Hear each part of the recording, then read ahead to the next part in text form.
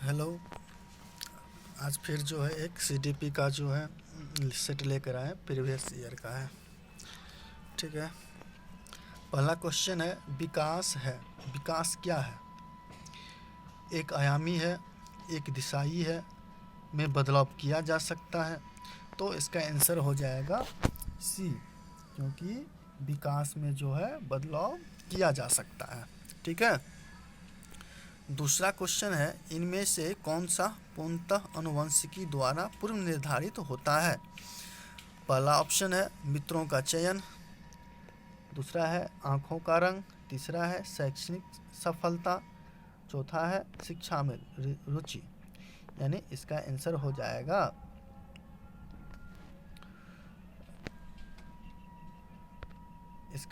जाएगा शैक्षणिक सफलता। क्या हो जाएगा? शैक्षणिक सफलता। ठीक है। इनमें से कौन सा पूर्णतः आनुवंशिकी द्वारा पूर्व निर्धारित होता है? तो इसका हो जाएगा शैक्षणिक सफलता। नेक्स्ट क्वेश्चन है, सीखने की वह प्रक्रिया क्या कहलाती है जिसमें बच्चे स्कूल जैसी सामाजिक संस्थाओं में प्रवेश करके सीखते हैं? सीखने की वह प्रक्रिया क्या कहलाती है जिसमें बच्चे स्कूल जैसी सामाजिक संस्थाओं में प्रवेश करके सीखते हैं? तो पहला ऑप्शन है परिपक्वता, दूसरा ऑप्शन है निष्क्रियता, तीसरा है समाजीकरण, निष्क्रिय समाजीकरण, तीसरा है प्राथमिक समाजीकरण और चौथा है द्वितीयक समाजीकरण। यानी इसका आंसर हो जाएगा द्वितीय समाजीकरण। ठीक है। क्या हो जाएगा? द्वितीय समाजीकरण। अब अगला क्वेश्चन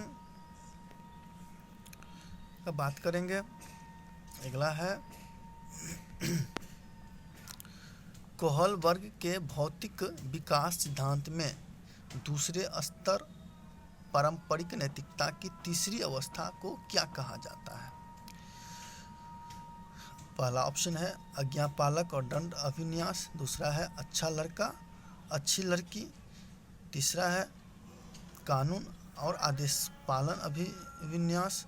तो इसका आंसर हो जाएगा अच्छा लड़का अच्छी लड़की अभिविन्यास। ये कोहलबर्ग के भौतिक विकास के सिद्धांत का दूसरे स्तर पारंपरिक नैतिकता की तीसरी अवस्था को कहा जाता है।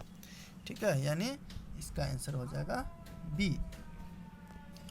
चलिए नेक्स्ट क्वेश्चन क्या है उस पर चलते हैं। पांचवा क्वेश्चन, जीन पियाजे के सिद्धांत में वर्तमान स्कीमा द्वारा परिवेश को समझ पाने की असमर्थता के कारण एक नए स्कीमा की रचना क्या कहलाती है?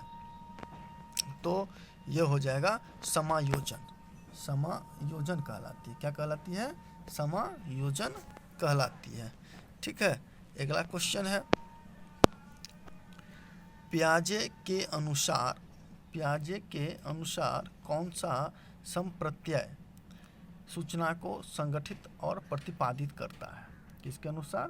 पियाजे के अनुसार। ठीक है। तो इसका आंसर हो जाएगा स्कीमा। इसका क्या आंसर हो जाएगा? स्कीमा हो जाएगा। ठीक। चलिए नेक्स्ट क्वेश्चन पे चलते हैं। नेक्स्ट क्वेश्चन क्या है?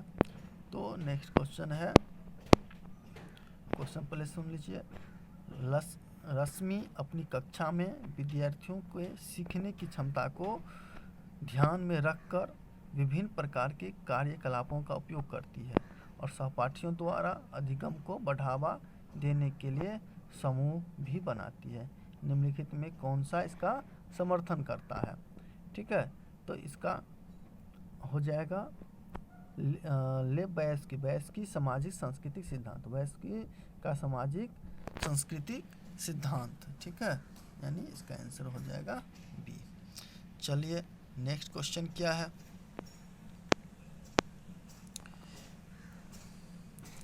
इनमें से कौन सा अध्यापक द्वारा पार का उदाहरण नहीं है? पहला ऑप्शन अनुकरण के लिए कौशलों का प्रदर्शन, दूसरा ऑप्शन है रटना तो बिल्कुल सही बात नहीं है, तीसरा है इशारे एवं संकेत, चौथा है सहपाठियों संग साझा शिक्षण। यानी हमको रटना नहीं चाहिए। ठीक है। ये उदाहरण नहीं है। रटने से कुछ नहीं होता है। ठीक है। अगला क्वेश्चन क्या है वो समझ लीजिए।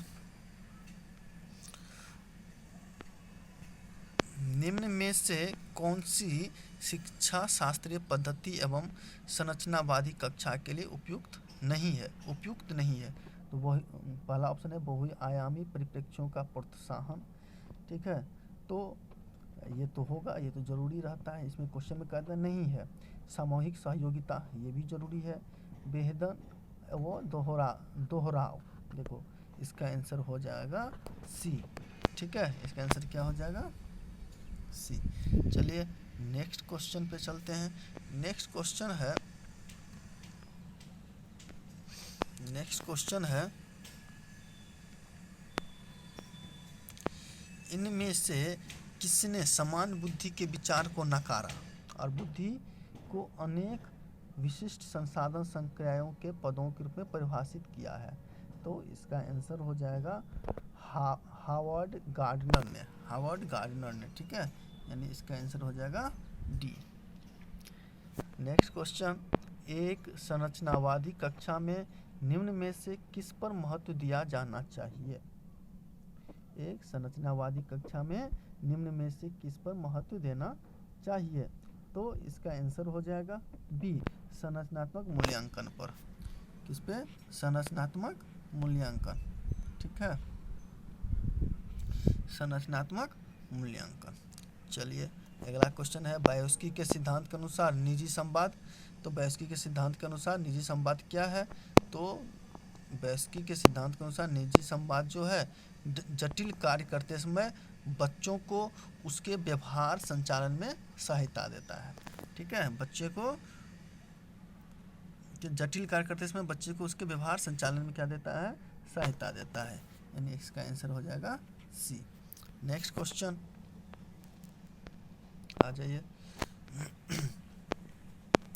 लड़कियों को गुलाबी कपड़ों और गुड़ियों से जोड़ा जाता है और लड़कों को नीले कपड़ों कारों से जोड़ा जाता है। यह किसको दर्शाता है? ठीक है, ये किसको दर्शाता है? तो इसका आंसर हो जाएगा जेंडर रूढ़िवादिता, क्योंकि किसी को किसी भी चीज़ से नहीं जोड़ सकते हैं।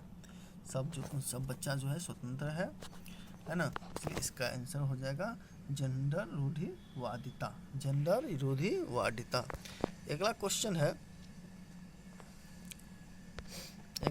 है क्या, देख लीजिए।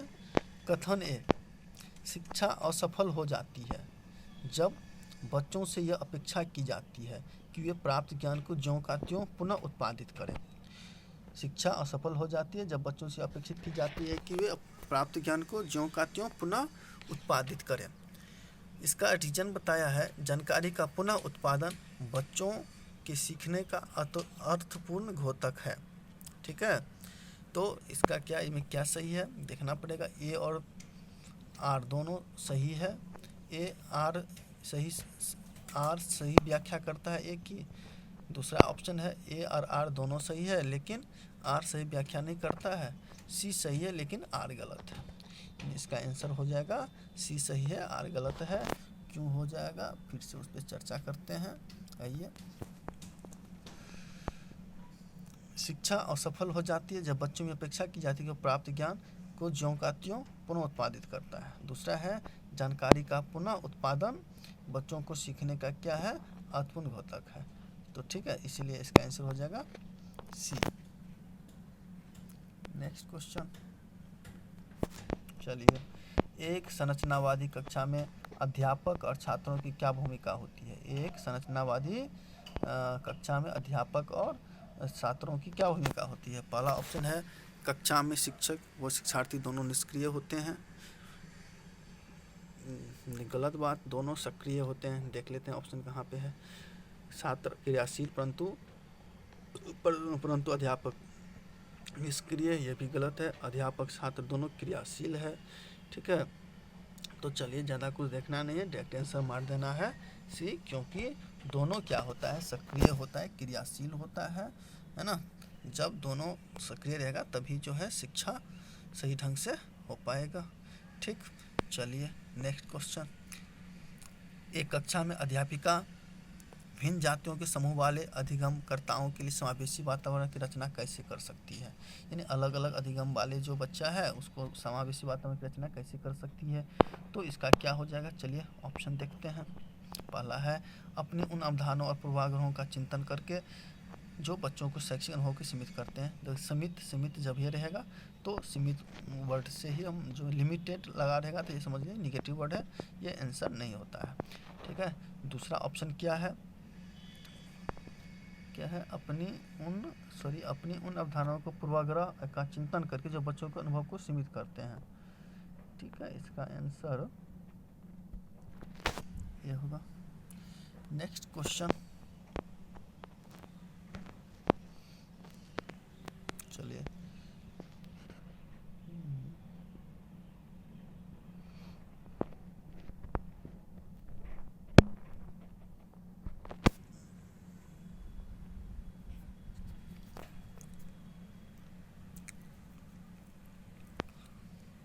क्वेश्चन नंबर 17 आ जाइए।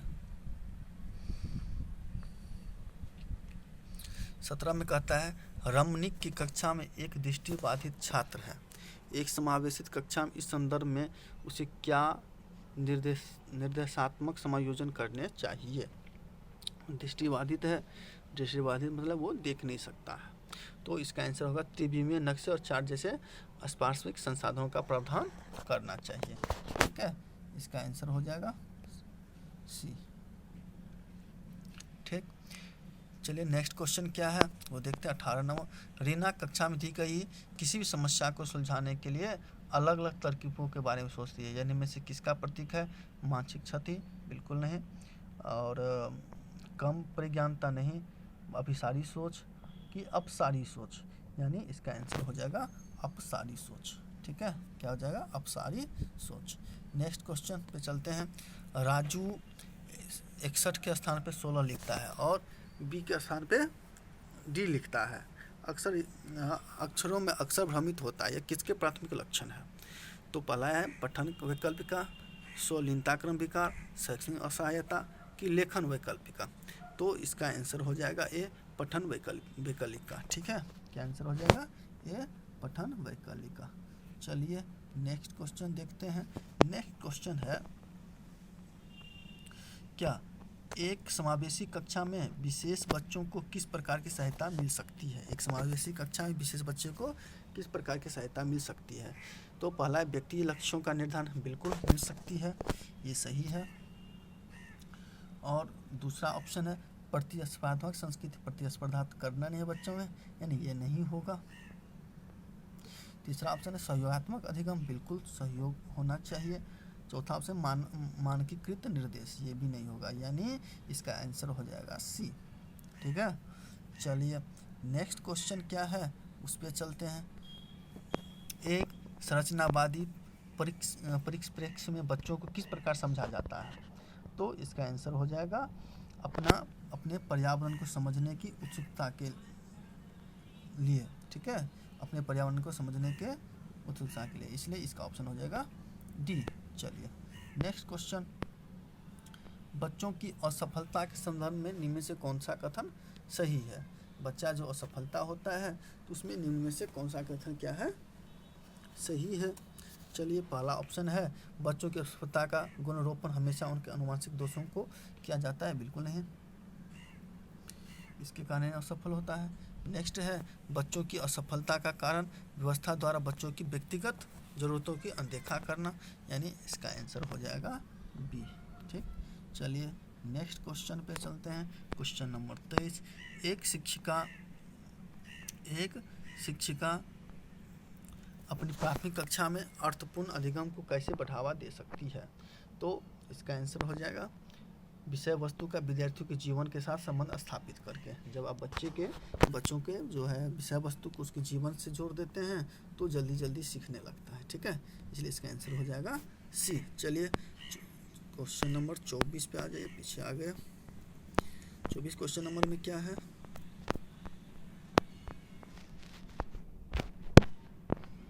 हाँ चलिए 24 में अनुपमा अपनी कक्षा में विज्ञान पढ़ाते हुए गणित और समप्रत्ययों के साथ संबंध बनाती है। अनुपमा अपनी कक्षा में विज्ञान पढ़ाते समय क्या करते हैं? गणित समप्रत्ययों के साथ संबंध बनाती है। यह किस प्रकार की शिक्षा है? तो ये हो जाएगा अधिगम के स्थानांतरण, अंतर विषयात्मक अधिगम को बढ़ावा देना, बिल्कुल इसका आंसर हो जाएगा ए। ठीक है, नेक्स्ट क्वेश्चन।